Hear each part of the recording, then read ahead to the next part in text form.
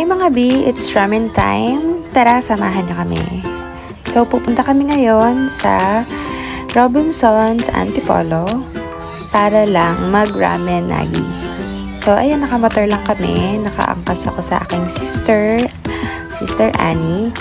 And then, wala, nandiyan na agad kami. Hindi, sa crusher kami dumaan. So, ayan yung mga in-order namin. Of course, butaw. Birth month ng aking sister na si Ate Ayla. That's why we go to Ramenagi para maka-experience ng kanilang free one bowl of ramen, which is the butaw. So, kailangan mo lang magdala ng isang kasama para maka-avail ng free butaw for your birth month.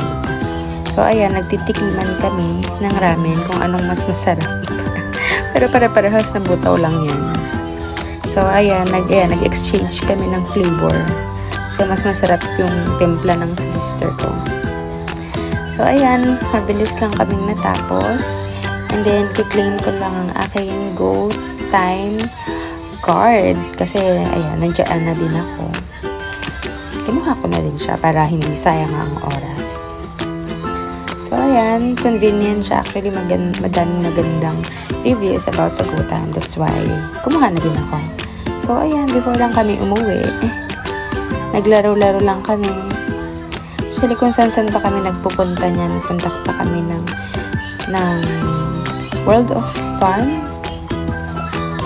Kaya, ayan, papahinga na. Pagod na ang aming baby siya. So, that's it. Thank you so much sa pagsama. Bye!